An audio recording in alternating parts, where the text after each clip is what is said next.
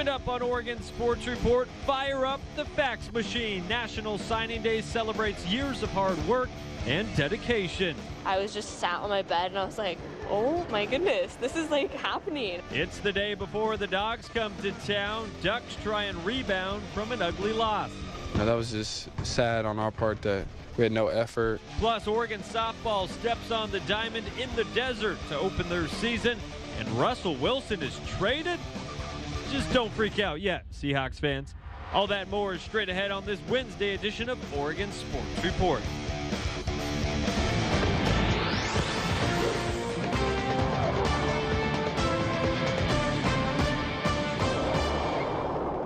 What's going on, everybody? Welcome into Oregon Sports Report. I'm Sky Muller, bringing you 30 minutes of sports coverage to get you over the hump of your work week. Today was a big one for college athletics, National Signing Day, the final day for top prospects in the nation to put pen to paper and sign which school they would like to play for. We start with the Oregon football program, which landed the 16th ranked class in the nation. That according to 24/7 Sports. Let's meet some of the players. You're looking at the four-star athletes the Ducks landed for this 2018 class. Head coach Mario Cristobal says they added some power players and then some playmakers. They got much needed depth at wide receiver.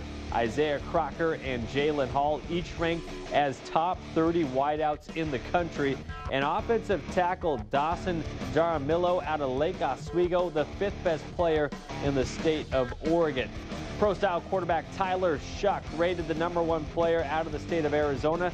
But this class is headlined, at least in this February signing period, with the second best guard in the nation, Penei Sewell, 6'5", 349-pounder out of Utah, expected to wreak havoc for the Ducks next season.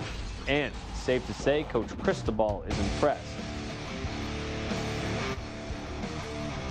I've been part of some hard recruiting process. This one, I mean, I'm checking into Slocum here right after we're done with this thing now. It's a great example of the types of battles that Oregon is capable of winning. He is an ultimate difference maker.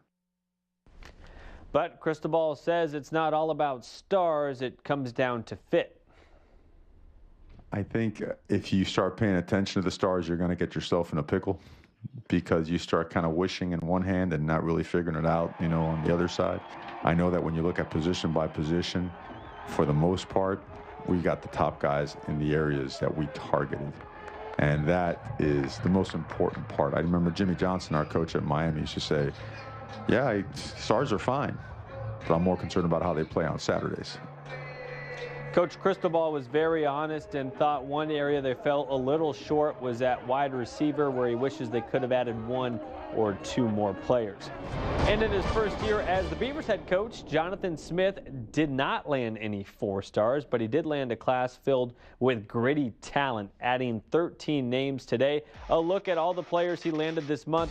A big focus on recruiting in the Northwest for Coach Smith. Lineman Sean Elliott out of Lake Oswego ranked the number 19 player in the state of Oregon. Offensive tackle Joshua Gray rated the 69th player at his position in the country. And moving on, Matthew Tago, a player to watch out for, listed as an athlete. He's said to play outside linebacker for the Beavers next season. But Coach Smith, being a former quarterback himself, broke down what he likes from 3-star QB Jack Coletto out of Camas, Washington. And the opportunity for Jack to be here, go through spring practice, you know, he's got 3 years to play. He's won a bunch of games as a quarterback. We were excited that the skill set he has, you know, he can do a lot of different things, moving, running, throws it really well. Sharp kid. I think so. I definitely feel confident he'll add to our quarterback room. In Smith's first year as the Beavers head coach, he managed to nab a recruiting class of 24 players for 2018. Smith spoke on what he said to sway those players to play for the Orange and Black. What was easy was able to sell the place, because I've experienced it, and I was able to tell them I've been through those things. I've sit in those chairs. I've been in that locker room and experienced it as a student athlete. So I thought it was genuinely authentic when I was selling the message and the vision for what I see the place, and I experienced it. The first chance for fans to see a few of these guys in action will be when the Beavers have their spring game later this year. Look at the top football recruiting classes for 2018. This according to 24/7 Sports.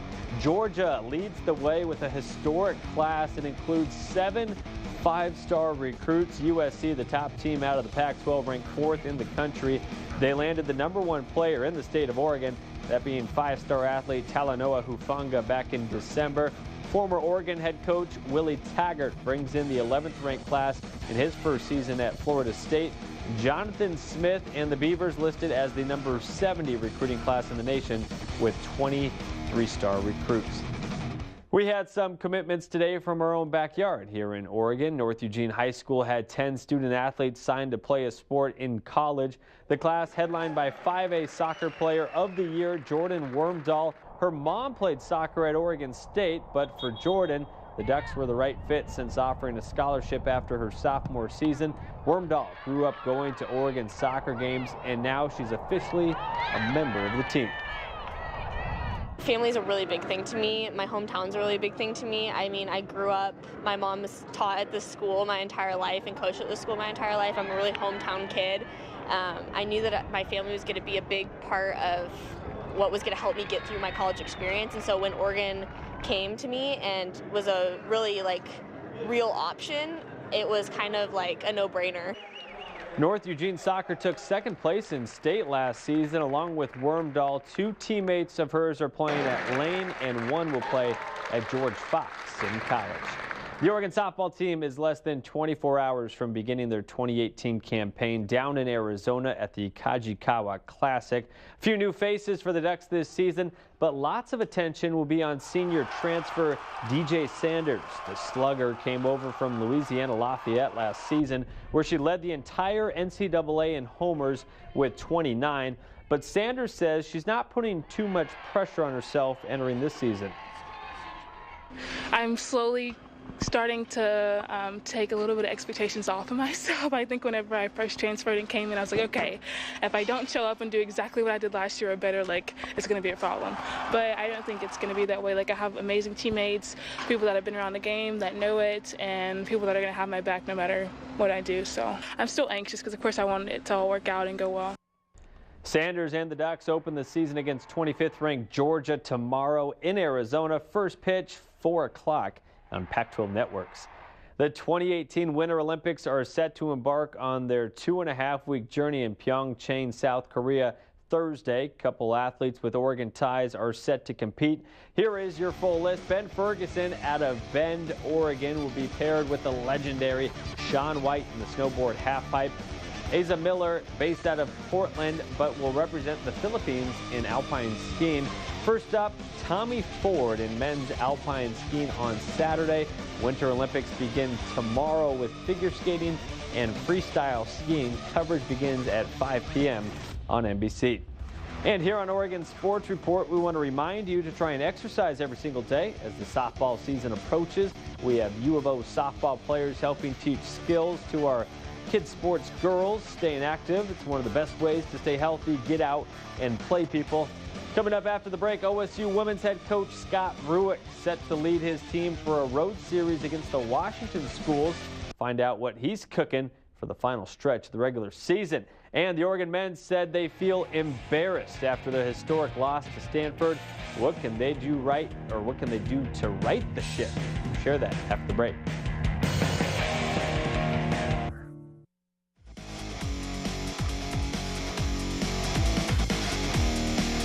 Welcome back to Oregon Sports Report. Despite their loss to Stanford over the weekend, the Oregon women's basketball team is still in a tie for the lead in the Pac-12 standings. Their 13-point loss to the Cardinal matched a season worst for the Ducks, who dropped from 6th to 9th in the latest AP poll. Sophomore Sabrina Ionescu says it's not easy to deal with losses, but the team needs to learn from the lows of the season to bring them new heights. I mean, it was a hard loss. You know, we didn't play well, and I think that's what hurts more than just losing, just the fact that we didn't come out and play to the best of our ability. But at this point, we have to move on, and there's still so many games left and so much time to win, to lose. There's so many things going on that we do have to forget about that last game. The team next shifts their attention to the Washington schools, and head coach Kelly Graves is not too worried about the team losing its confidence moving forward. I think our kids have shown resilience. You know, we lost up at Oregon State on a Friday, came back on Sunday and played one of our best games of the year. Lost at Mississippi State. Our next game was at home against Ole Miss and played one of our best games that we've had. And so I anticipate that, you know, same thing will happen this week. I think our kids will be focused and ready on Friday. The Ducks have not lost back-to-back games all season long. They take on the Huskies Friday night at 8. The Oregon State women's team set to travel with the Ducks to the state of Washington this weekend, and this trip could be a turning point for the Beavers' season. Playing away from Gill has not been too kind to the Beavs, posting a 3-4 road record, but head coach Scott Rueck doesn't think his team played poorly on the road this year. I think that was just a big myth. I think that people said that. If you looked at who we played on the road, well, nobody really wins at those places. You know, they're just good teams. So I think overall we're handling, in general, adversity better. You know, just as you improve through a season, you know who you are, you know how to communicate, you know how to, you know, recover from any adversity, and that's home or away. Just 2 more games, you know? And so these ones are in Washington, and I think we're prepared, you know, to handle the adversity that we know is coming. As we enter the final few weeks of the regular season, Coach Rueck was asked if the team is changing their game plan as they push for their 4th Pac-12 regular season title in the last 5 seasons. You know, you just want to continue to get better, and you have more samples to work from, and you know what you're good at and what you're not, and I think everybody's tweaking a little bit just to become more and more efficient so you can be at your best, you know, now. And so we're no different than that. We're trying to be in that exact same spot. And so, yeah, it's amazing how quickly it goes. You know, it's like, yeah, we have 6 games left in conference already, and it's already February, and, you know, it looks like spring out. It certainly does. Rueck and the Beavers first get the Washington State Cougars in Pullman on Friday. Tip-off in that one, 6 p.m. on Pac-12 networks. Each of the Oregon and Oregon State men's and women's basketball teams suffered a loss at the helm of Stanford this past weekend. Oregon men's team had it bad, dropping their contest to the Cardinal by a score of 96-61. The 35-point loss is the worst of the Dana Altman era at Oregon, and even they know they can't just forget about that one. I mean, you just can't totally ignore it. You know, I mean, we got a lot of freshmen. They, you know, you got to understand that's not the way, you know, it should go. But you know, we didn't dwell on it. You can learn from every game, but from that type of game, I don't know what you can really learn. I mean, obviously they were hot. They were 10 for 13 from 3 at one point, but you know, that was just sad on our part that we had no effort. Just team effort was terrible. Ducks look to right the ship when they next host the Washington Huskies tomorrow, 7:15. You can catch all the action on FS1. We had one Pac-12 men's basketball game hit the hardwood tonight. 2 teams near the bottom of the conference look to inch their way up the standings as Colorado hosted Cal. To the Rockies, Wyking Jones in his first season as the Golden Bears head coach seeking a big road win. Colorado's George King to the basket, headband and all. Gets it up and in. Buffs down 1 early. More from the Buffs. Dominique Collier. Downtown Boulder likes it. Corner 3. Buffs trail by 1. To Deshaun Schwartz. 3 ball. No good. In and out. But the putback from Dallas Walton cleaning up the trash. The garbage man. Still 17-14 Cal. Buffs down 3. Pass around the arc. Lucas Seward. Beyond the arc, sinks that one. Tied at 31. Cal hanging tough, but here comes more from Cal. Marcus Lee, the rebound and the bucket. Cal within 5. Then Don Coleman, the miss, and his buddy was there off glass. That's Lee again. Buffs edge this one out 68-64. Upset alert in men's hoops. St. John's continues to shock the world. Tonight, they took down the #1 ranked Villanova Wildcats on the road. 79-75 your final. It was a stunning upset considering just a week ago, St. John's lost their 11th straight game. Now the Red Storm have beaten #4 Duke and top-ranked Villanova. improving to 2-11 in conference. It'll be interesting to see if head coach Chris Mullen and company can keep this up and maybe sneak their way into that NCAA tournament come March.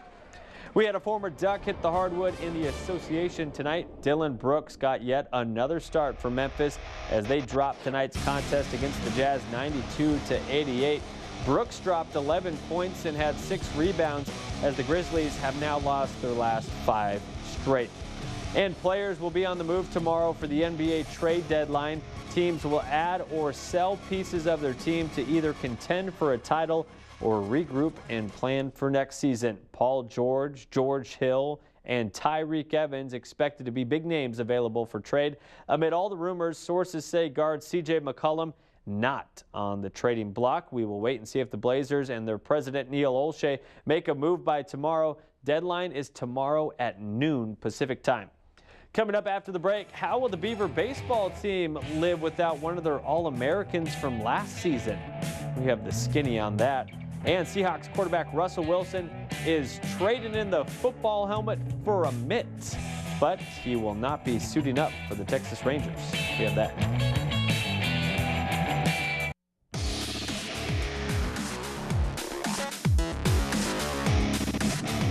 Welcome back to the show. The collegiate baseball season set to begin next week, and the Beavers open things up as the #2 team in the country, but they'll have to go on without one of their stars from last season. First baseman KJ Harrison, he was drafted by the Milwaukee Brewers at the end of last season, and according to head coach Pat Casey, it's going to be difficult to fill that void at first base for 2018, but he has a few guys in mind that could be part of the rotation. Obviously, you've seen a bunch of guys over there. I lose track of who's over there because we have so many guys running over there. But, you know, there's a couple guys we feel. Michael Gretler can easily play over there, and you can play Andy Armstrong at third base. And he did that. Rutschman, when he doesn't catch, can play first base. It doesn't appear right now that you'd have an everyday first baseman like you had KJ last year, but we certainly have some options over there. We just want to be a little better than what we've been over there. That's if you look at one spot where I think that is a lot of competition, it's first base. Beavers open their season February 16th against New Mexico. We are just a week away from pitchers and catchers reporting to spring training, and a certain Texas Ranger has not picked up a baseball mitt for quite some time, but he's packing his bags as this Seattle resident is headed to the East Coast. The New York Yankees acquired Seahawks quarterback Russell Wilson in a trade with the Texas Rangers for future considerations. Wilson has no intention to ditch football, but his love for baseball has stayed with him throughout his NFL career. The 29-year-old will make a few spring training appearances in Tampa, Florida in March or April. The Yankees now control his rights if Wilson does ever decide to go pro in baseball. Bad news for the Minnesota Twins. Starting pitcher Ervin Santana underwent surgery on his right middle finger. He's expected to miss 10 to 12 weeks, and we likely will not see him on the field until April. Santana proved to be the ace of the Twins staff last season during their impressive playoff run, posting a 16-8 record with a 3.28 ERA. He was named to his second All-Star team. And it seems to be a trend, professional sports teams relocating and expanding to new cities in their inaugural season in the National Hockey League. The Vegas Golden Knights are shocking the world, sporting the best record in the West, making them the best sports expansion team in sports history. As Sin City shifts to a sports town, they prepare for the arrival of their first NFL franchise, the Raiders. Patrick Walker has the latest developments from Vegas. A lot of focus on Henderson City Hall tonight as the council will decide whether or not to approve a $6 million sale to the Oakland Raiders to build their team headquarters here. After crunching the numbers, the city opted to sell the land to the team. City officials believe the Raiders developing this 55-acre plot of land near Henderson Executive Airport will spur other corporate headquarters to be built nearby. Although you will rarely see fans at the practice facility, officials still anticipate the complex will bring $14 million in property taxes over the next 3 decades. Mayor Deborah March says you just have to look across the valley to see the benefits this project could bring. The support services and the things that are happening around the hockey arena in Summerlin, that's their practice stadium, it really has had a real impact in their community, and we're looking at those kinds of things coming into the Henderson areas. The agreement requires the team to build its practice facility and team headquarters by 2022 and the associated commercial development by 2034. Henderson residents we spoke with think it's a good idea. Just get them in, get it all locked in and everything, and you know, whatever steps they need to make, you know, just make it happen. I think it's great as it's going to add a lot of jobs, so I think it's good. All told, the project is expected to bring 250 new jobs to Henderson. Patrick Walker, 8 News Now. The Raiders are expected to become the Las Vegas Raiders by the year 2020. They're set to play at Sam Boyd Stadium, home of UNLV, as soon as 2019 if their new stadium in Vegas is not yet finished. Now shifting to the links, PGA Tour next shifts to Pebble Beach for the annual AT&T Pro-Am. Former Duck Aaron Wise is set to compete in his first full season on tour. Since it's a Pro-Am tournament, Wise will be paired with a celebrity and former Hyatt executive Robert Cody Plott for round 1 of action. The pair tee off at 10:12 a.m. tomorrow. To the ice, we had a couple Pacific Division foes square off at the Staples Center tonight. Pair of playoff hopefuls as well. The Kings hosting the Oilers. Cam Talbot in net for Edmonton. 70 seconds into the game, off the faceoff, Kyle Clifford, the big red dog, wrists it past Talbot for the goal. We got more looks. Wins the faceoff and goes glove side. Nice work, Kings with a 1-0 lead. Second period, LA scores off the first shot of the period. Adrian Kempe scores his 16th of the year. That time going stick side, keeping them all off his skates. Kings lead 2-0. Most dangerous lead in hockey. Later in the second, here comes Edmonton. Connor McDavid, reigning Hart Trophy winner, the tweener on Kings netminder. That'll tie the score at 2. I told you, 2-0. Most dangerous lead in hockey. Third period, Kings on the power play. It's Paul LeDoux. How do you do? Second score of the year gives the Kings the lead. Will Ferrell, diehard Kings fan, clap it up. Hockey movie with him coming to a theater near you. Kings, they win 5-2. They've now won 4 of their last 5. Coming up after the break, we have some top plays and a blooper from the hardwood. You do not want to miss them. Oregon Sports Report back in 2 minutes.